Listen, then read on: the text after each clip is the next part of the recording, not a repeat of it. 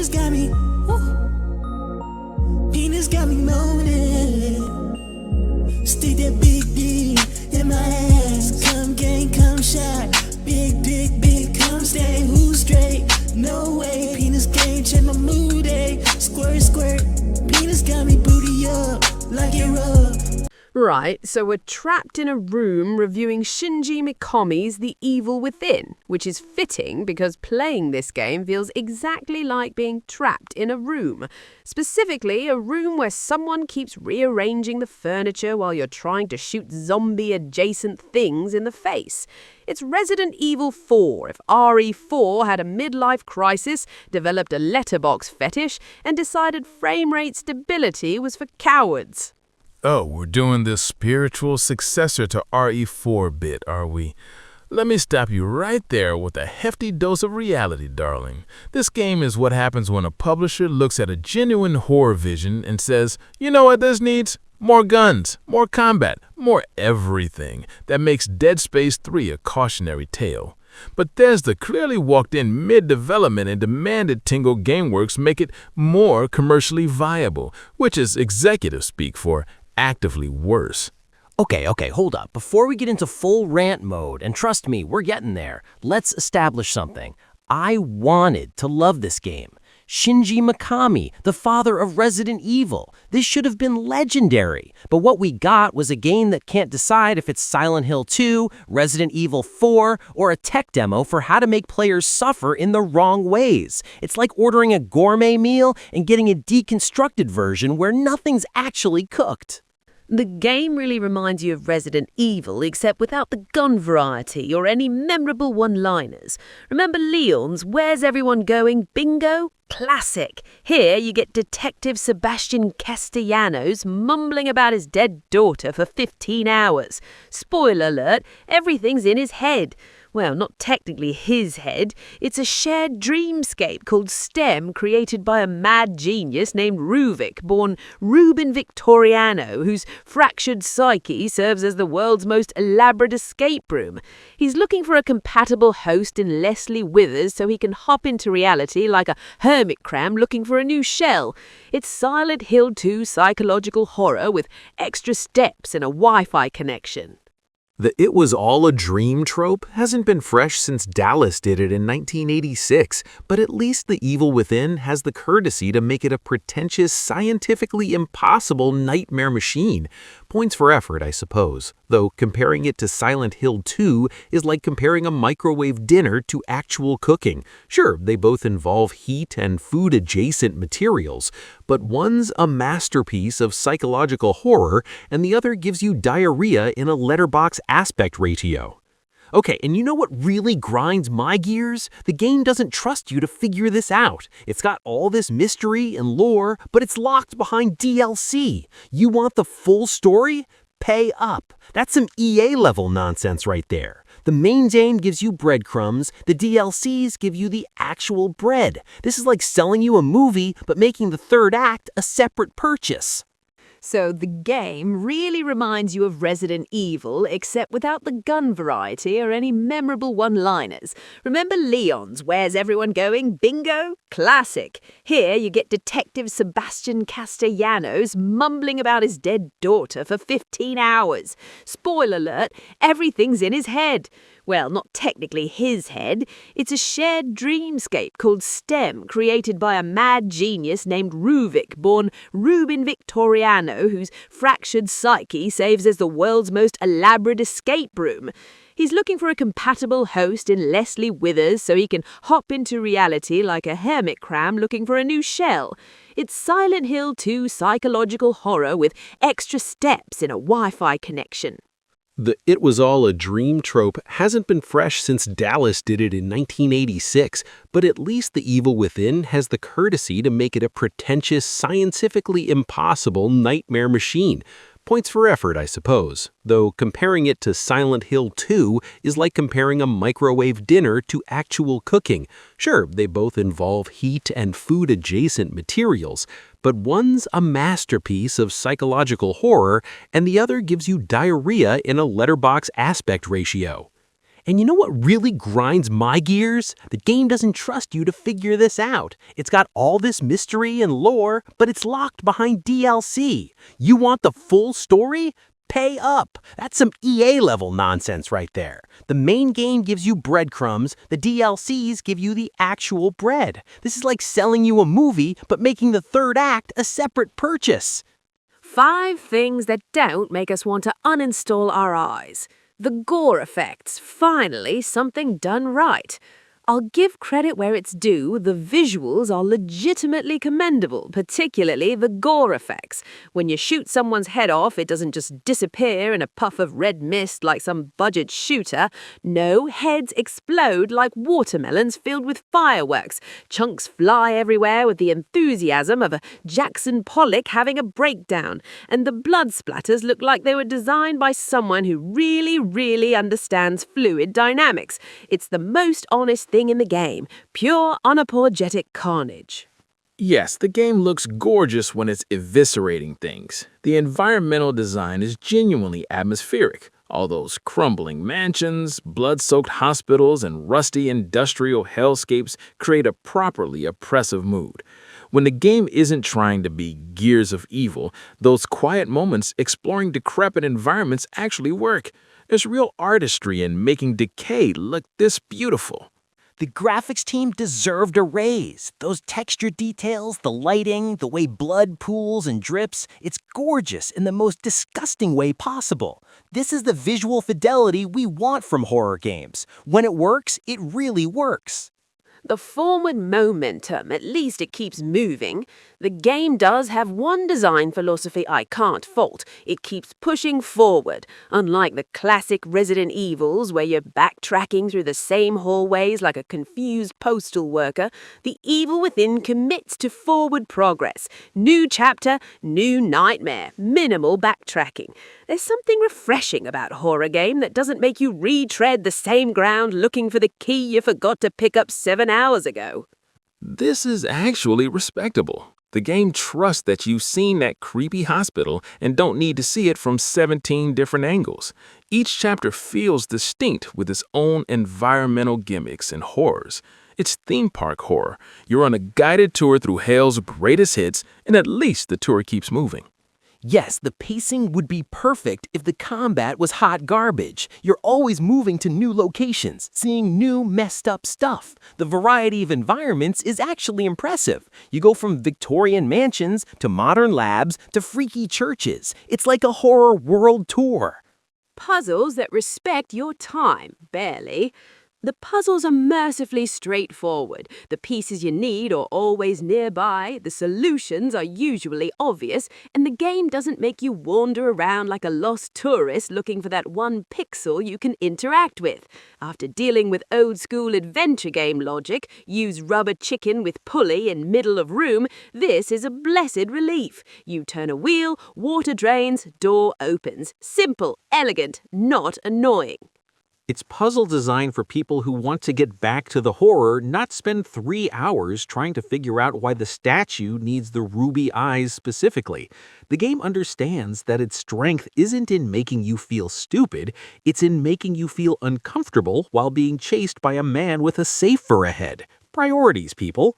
The puzzles don't overstay their welcome. You're not stuck for hours. You can actually figure them out without a walkthrough. This should be standard, but in gaming, basic competence deserves acknowledgement. Iconic enemies when horror design goes right. Credit where it's due, some of these enemy designs are genuinely inspired. The safe head, also known as the Keeper, is brilliantly horrible. A hulking executioner with a literal safe for a head, dragging a giant meat tenderizer behind him like the world's worst door-to-door salesman. Then there's Laura, the spider lady who's afraid of fire, giving you one of gaming's warm, memorable run screaming while setting everything ablaze moments. These designs stick with you like traumatic memories, which is exactly what horror should do. The creature design is where Mikami's pedigree shines. Each major enemy feels distinct and threatening in its own revolting way. The saddest with his sawed-off chainsaw, Ruvik himself as this ghastly, scarred specter. These aren't just generic zombies, they're proper nightmares given form. When the game lets these designs breathe without drowning them in mediocre combat, they're genuinely effective. The enemy designs are peak. Each boss feels unique. Safehead is instantly recognizable. Laura is terrifying. These are enemies that could stand alongside Resident Evil's greatest hits. When you see them, you know you're in trouble. That's good horror design. Post-game content and replayability. The game does try to reward completion with unlockables and New Game Plus options, including the masochistic AMD mode, where any hit means death. There are 3 story DLCs, the Assignment, the Consequence, and the Executioner, which actually improve on the main game by focusing more on stealth and exploration. It's almost like Tango Gameworks realized mid-development what the game should have been, and delegated that vision to post-launch content. The DLC is genuinely better than the main game in many respects. Playing as Julie Kidman with no weapons, forced into pure survival horror stealth feels like the game The Evil Within was meant to be before corporate interference. It's more focused, more tense, and actually scary. The fact that the DLC is an improvement is both a compliment and an indictment. The unlockable. Solid. New Game Plus with upgraded weapons, bonus costumes, a Kumu mode for the masochists, and the DLC actually adds worthwhile content, not just cosmetic garbage. That's how you do post-game content. Though it's sketchy that the DLC explains crucial plot points that should have been in the main game. 5 things that make us go, well, I guess. 1. Gun variety. Remember when Resident Evil had cool weapons? You get about 4 or 5 guns from the start. A pistol, a shotgun, a sniper rifle, and whatever else the game deigns to throw your way. But here's the thing. Resident Evil 4 had a whole arsenal. Exotic weapons, the Red 9, the Striker, the mine launcher. Here you get the basics, and that's it. The Agony crossbow tries to be interesting with its trick bolts, but it's essentially the game's Swiss Army knife because your actual guns are about as exciting as a tax return. The weapon selection is painfully generic. In a genre known for creative armaments, Dead Space's plasma cutter, RE4's treasure trove, even RE7's grenade launcher, this game gives you a shotgun and says, good luck. The upgrade system is there, sure, but upgrading a boring gun just makes it a slightly less boring gun. Even the crossbow, which should be the star, feels neutered until you sink hours into upgrades. Where's the fun stuff? Resident Evil 4 had the Chicago typewriter, the mine thrower. Here, you get pistol, shotgun, rifle. Boring, boring, boring. The crossbow is cool when upgraded, but that's one interesting weapon. This is survival horror, not survival yawn. The upgrade system is fine. It works.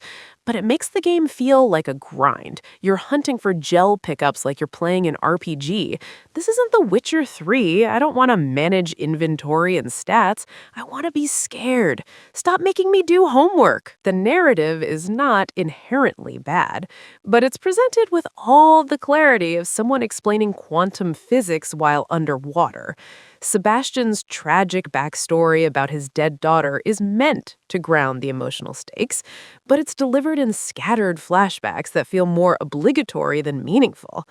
The science fiction elements, STEM, Ruvik, the whole digital consciousness angle veer dangerously close to sci-fi thriller territory, abandoning psychological horror for technological gobbledygook. The story suffers from the "we'll explain it later" syndrome. Key plot points are glossed over, character motivations are murky, and the whole conspiracy involving Mobius, the shadowy organization behind STEM, feels tacked on for sequel bait.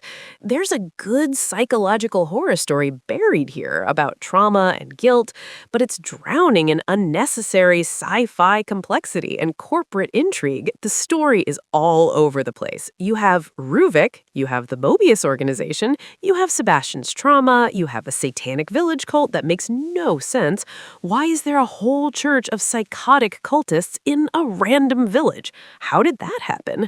Where's the explanation? And don't get get me started on Leslie Withers, the human MacGuffin who barely gets any screen time. The game can't decide what it wants to be. Early chapters lean into psychological horror with quiet exploration and creeping dread. Then, suddenly, around chapter 6, it transforms into a combat-heavy shooter with arena battles, mounted turret sections, and enough explosions to make Michael Bay jealous.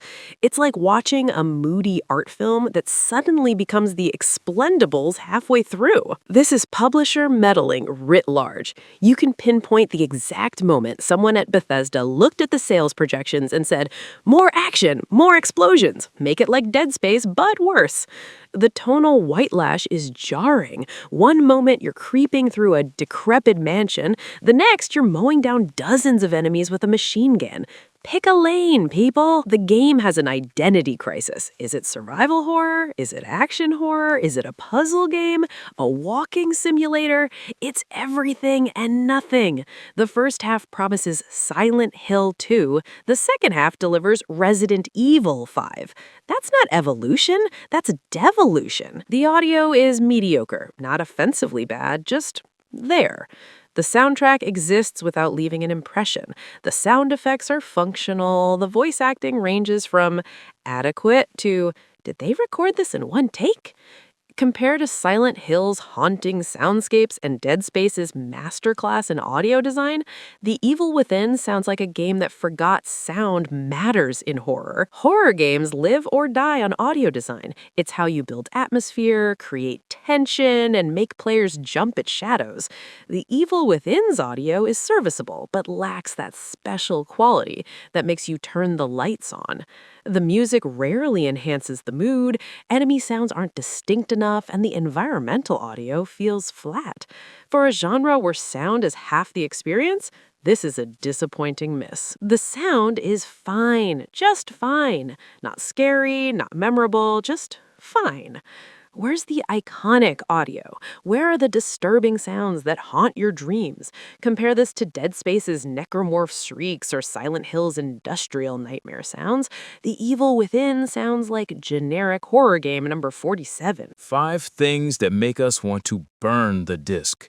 1. The camera in FOV, Nausea Simulator 2014. The over-the-shoulder camera has a field of view narrower than a Victorian lady's social circle. You can't adjust it. Disabling the cinematic letterbox bars helps minimally, like treating a broken leg with a Band-Aid. Combat forces close encounters, but without a quick turn or dodge mechanic, standard in every action game since 1998, you're constantly wrestling with the camera like it's a separate enemy. It's not atmospheric, it's infuriating. The letterbox format is Mikami's artistic vision, apparently, except artistic vision should not make players motion sick. The narrow FOV combined with the shaky cam during intense sequences creates a genuinely unpleasant viewing experience. This isn't cinematic, it's obstructive. When your camera actively works against gameplay, you failed basic game design principles. The camera is garbage. I'm fighting the camera more than enemies. The FOV is claustrophobic. Why can't I see what's beside me? Why can't I turn quickly? Resident Evil 4 came out 9 years ago and had better camera controls. This is unacceptable in 2014. The combat is a Frankenstein's monster of borrowed mechanics that don't work together. Aiming a gun causes the camera to zoom in absurdly, making crowd control impossible in the tight quarters where most fights occur. Melee is completely useless, enemies shrug off your attacks like you're hitting them with pool noodles. The dodge roll has too many iframes, making you invincible during animation, which breaks any challenge. And the bosses? One-hit kill attacks, repeating encounters that strip away satisfaction, and patterns so obscure you'd need a PhD in pattern recognition to figure them out. This game wasn't built for combat, yet Bethesda demanded combat be the focus from Chapter 6 onwards. The result is a combat system that feels terrible. Aiming is a chore, movement is sluggish, and the weapons feel impotent until upgraded to absurdity, at which point the game becomes trivially easy. The crossbow, when fully upgraded, trivializes most encounters with freeze bolts that leave enemies vulnerable for 16 seconds. 16 seconds! That's not balance, that's broken design. The combat is horrible. The bosses are the worst I've ever seen. They one-shot you. They keep coming back like bad sequels. The Sadist, Laura, the Amalgam, they all return multiple times, removing any sense of accomplishment. And Melee? Useless. You're better off throwing harsh language. This is Resident Evil 6 levels of bad boss design. On PC, the game is broken. Constant crashes, the 60 FPS door bug, the screen tearing. This is unacceptable for a AAA release. You're telling me they couldn't test this? They couldn't fix game-breaking bugs before launch?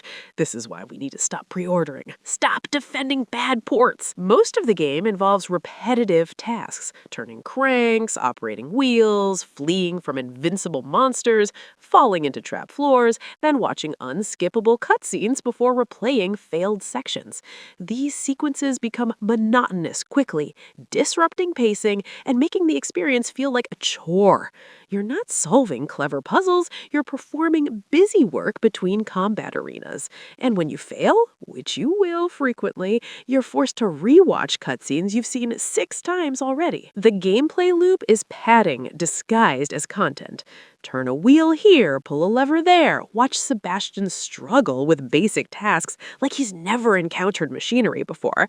These sections aren't challenging or scary, they're time wasters. And the quick time events, random QTEs that demand instant reflexes, followed by lengthy, unskippable cutscenes when you fail. It's disrespectful of player time. I'm not playing, I'm waiting for cutscenes to end, waiting for animations to finish, waiting to retry sections because the game didn't checkpoint properly.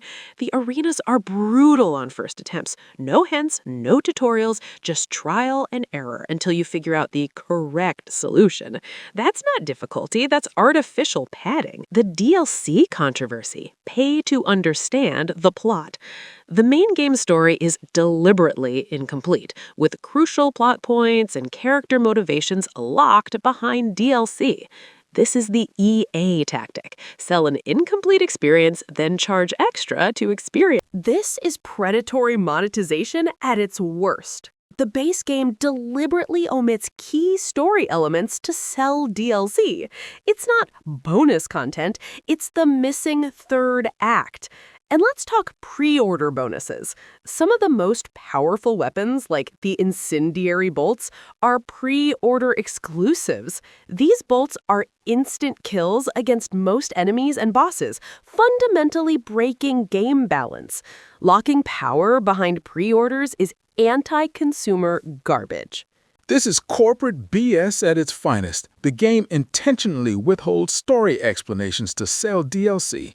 That's not post-launch support, that's ransom. Want to understand the ending? Pay up.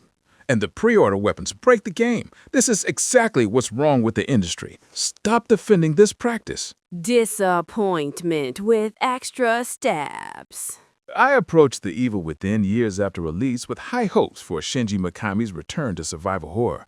What I got was a game that can't decide what it wants to be, plagued by technical issues, questionable design choices, and corporate meddling. It's a 7 out of 10 at best, competent in parts, frustrating in others, and ultimately forgettable.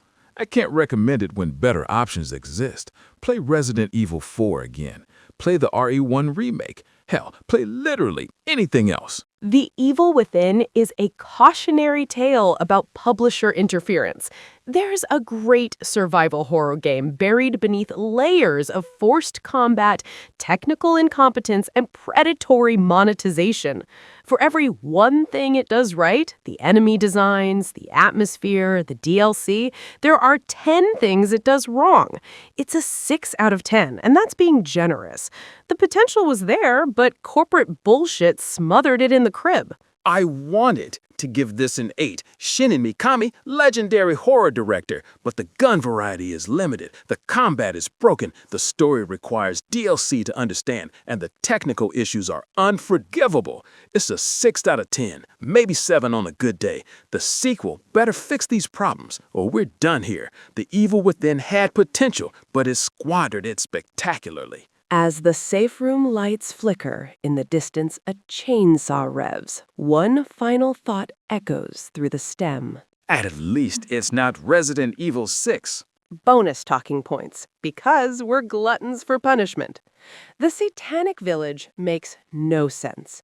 There's a whole chapter set in a Spanish village, wrong game, a village of psychotic cultists who torture people for fun.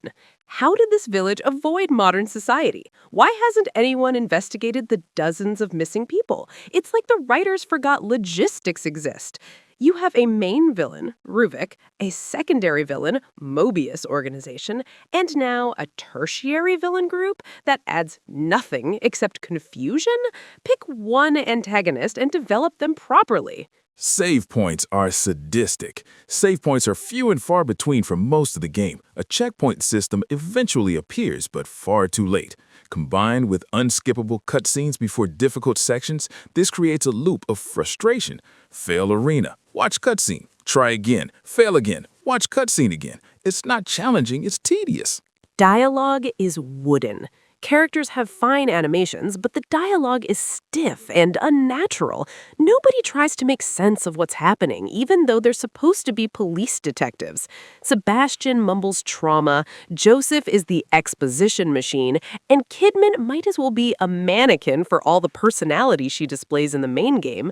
Compare this to Resident Evil's campy but memorable dialogue, and the Evil Within script feels like a first draft. The game isn't scary. Despite being marketed as survival horror, The Evil Within isn't scary. It's frustrating. Some scenes aim for disgust, but disgust isn't terror. True horror comes from atmosphere, dread, and vulnerability, all things the combat-heavy second half destroys.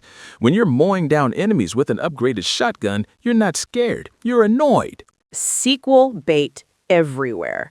The ending screams sequel incoming, with multiple plot threads left dangling. Mobius's true plans, Sebastian's future, the fate of several characters, none of it is resolved. This would be fine if the main story was satisfying on its own, but it's not. You finish the game with more questions than answers, and the DLC only partially addresses them. It's transparent sequel bait. Versus Resident Evil 4. RE4 perfected action horror pacing, weapon variety, and memorable set pieces. The Evil Within tries to replicate this with worse combat, fewer weapons, and technical issues. RE4 is superior in every measurable way. Versus Silent Hill 2.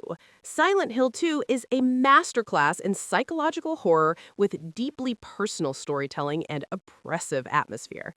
The Evil Within borrows the "it's all in their head" twist, but lacks the emotional depth and narrative coherence. It's Silent Hill 2 written by someone who skimmed the spark notes. Versus Dead Space. Dead Space nailed sci-fi horror with tight combat, strategic dismemberment, and oppressive atmosphere. The Evil Within's combat is clunky by comparison, and its sci-fi elements feel tacked on rather than integral to the horror. Versus Resident Evil 6. At least The Evil Within isn't Resident Evil 6. That's the bar. Both games suffer from identity crises, but RE6 fully committed to bombastic action. The Evil Within can't decide, making it feel half-baked instead of fully terrible. Versus Resident Evil 1 Remake. Remake shows how to modernize classic survival horror without losing its soul. The Evil Within tries to modernize, but forgets what made the genre work. Vulnerability, resource management, and actual scariness. Yahtzee's score, 6.5 out of 10. A disappointing return from a legendary director. Play his earlier work instead. Sterling's score, 6 out of 10. Corporate interference murdered a potentially great game. A tragedy of wasted potential. Angry Joe's score, 7 out of 10. Wanted to give this an 8. Shinji Mikami, legendary horror director, but the gun variety is limited, the combat is broken, the story requires DLC to understand, and the technical issues are unforgivable. It's a 6 out of 10, maybe 7 on a good day. The sequel better nail the landing. The Evil Within had potential, but it squandered it spectacularly. And final scores? The numbers don't lie. Yahtzee's score, 6.5 out of 10. A disappointing return from a legendary director. Play his earlier work instead. Sterling score, 6 out of 10. Corporate interference murdered a potentially great game. A tragedy of wasted potential. Angry Joe's score, 7 out of 10. Wanted to give this an 8, Shinji Mikami, legendary horror director, but the gun variety is limited, the combat is broken, the story requires DLC to understand, and the technical issues are unforgivable. It's a 6 out of 10, maybe 7 on a good day. The sequel better nail the landing. Average score, 6.5 out of 10. A flawed horror experience with glimpses of greatness buried under technical problems, design missteps, and publisher meddling. Thanks for watching this collaborative disaster of a review. Now, if you'll excuse us, we need to go lie down and contemplate our life choices. May the evil within too learn from these mistakes.